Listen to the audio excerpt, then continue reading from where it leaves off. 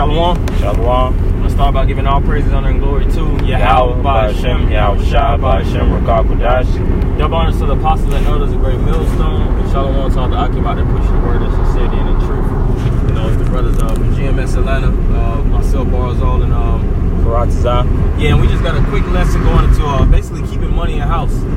You know, learn to keep money circulating within the churches. You know, keeping your financial state afloat. You know, it may seem like a carnal thing, but you know, it's very, very important that you actually regulate your finances and you know, have certain things properly managed. Because in the kingdom of heaven, you know, we're going to be officers, and we're going to have high officers dealing with finances on a very, very large level. Yeah. And it really starts now with this spiritual government that we actually all are into. In the spiritual part that we path that we embarked on, we have to really regulate ourselves in a more controlling fashion. You know, you got some brothers that's very, very strong lucratively. You got brothers that's pretty strong, weak lucratively, and the brother that's strong lucratively that produces a lot. You know, his job is to stimulate that man and help him out. Now, of course, you don't have to give all your money away, of course. But your job, you know, like the saying goes, individual speaking about, you know, not just giving fishes, teach that man how to get the rod and catch his own fish. You see, so that's important in this truth. You know, teaching the man how to swing the rod so that he can catch his own fish, and that man on the receiving end, you know, who you know is just, you know, pretty slouchy, or he may not know how to produce and get the ball rolling. It's his job to really figure out how to work certain things out to the betterment of his estate. You know, because you got brothers in certain churches that may not have licenses, they may not have cars, they might be still living with their parents, a lot of things, and you know, you have men that actually make a good deal of money, but due to the fact that they always trying to buy what's hot and what's trending, they always broke. They're always in a lower state, and they always need help. And of course, the scriptures speak about how the fashion of this world fadeth away, man. So you shouldn't be trying to, you know, jump into the fashion world and get into big boy consumerism, but learning how to produce and actually keeping money in house and you know, strengthen yourself as well as brothers around you. So you know, we're gonna go into the scriptures. We'll start with Ecclesiastes 10 and 18. By much slothfulness the building decayeth, and through idleness of the hands the house droppeth through. Right, so it says through much slothfulness the building decayeth. What's slothful? Basically not being able to produce and get certain things rolling on yourself, you know? Because if you're not helping yourself out, if you're not trying to build yourself up, how can men around you be built up? You have the saying go that you're as strong as your weakest member. So if you're very, very strong, then that strength will rub off on brothers. You know, you got certain brothers that have an entrepreneur mindset, and through their entrepreneurship, they'll get brothers that's hip on game and show us the wave of things, so that we'll figure out how to you know, structure things in a more practical manner. That's right. Where it helps the brothers out particularly, and it helps out the elders and apostles, man. You know, because the more that you produce, the better you do. The more that you actually can send up, the better the apostles will be in a situation.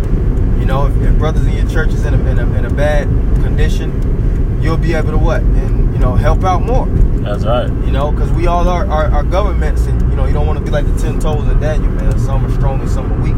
We all want to be strong, and of course, some brothers, you know, they just jacked up, because that's just comes with the territory. Every brother's not going to be just financially strong. You know, you're going to have brothers that's feeble, but the scriptures speak about him that is feeble will receive you.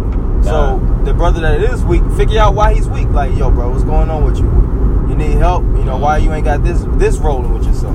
If I could just add on to your point too, that brother who's feeble, he got to be willing to listen and to take instructions.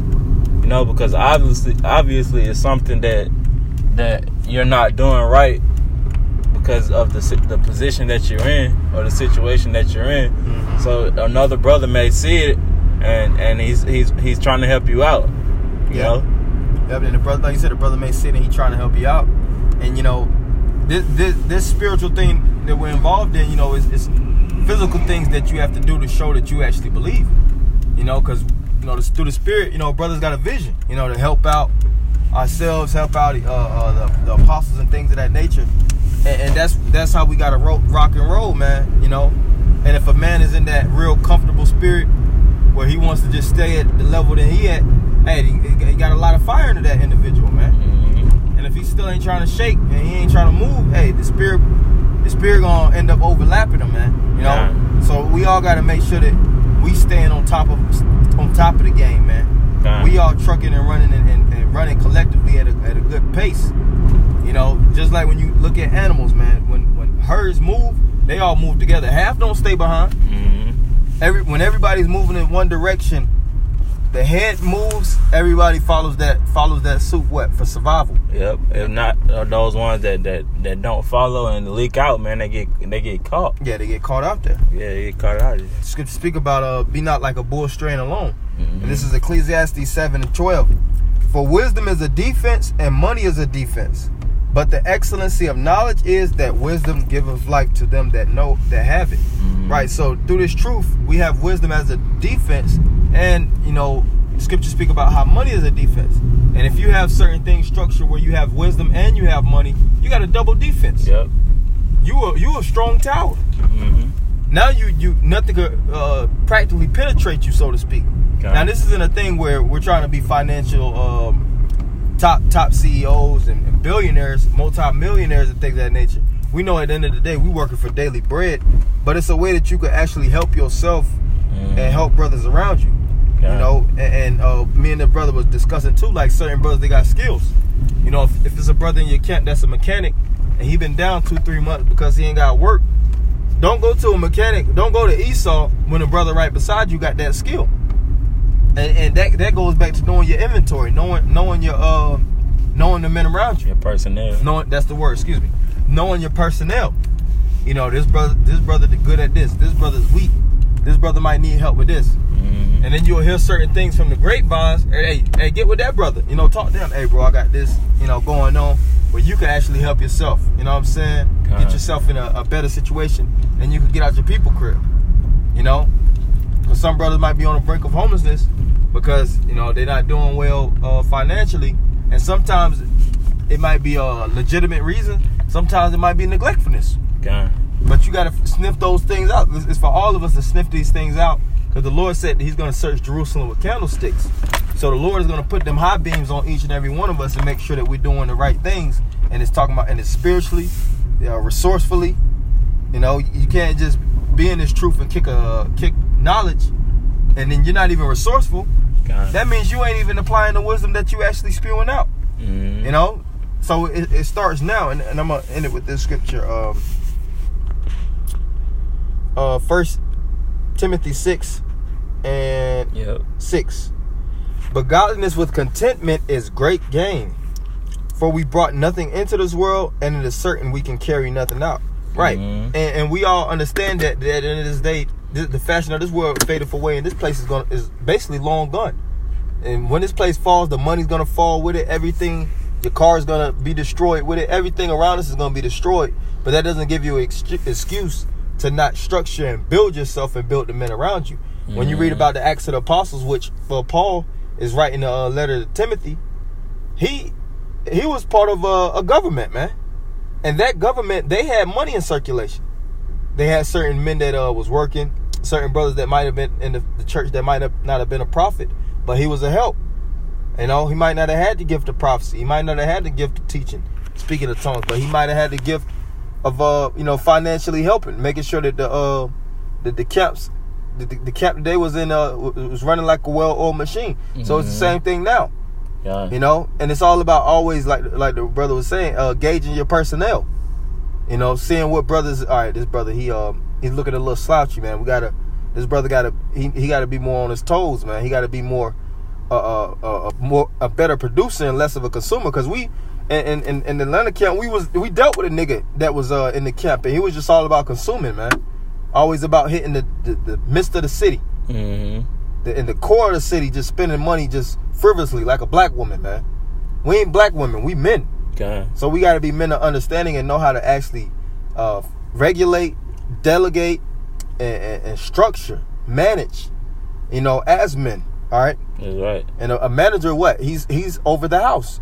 That's where you get the word economy. The word economy goes into the word okamene, which means pertaining to the house. You need a manager to structure the house. So we have to be those managers and those structures, in order to have these things flowing evenly and properly. So it says that having food and raiment, let us be there with content.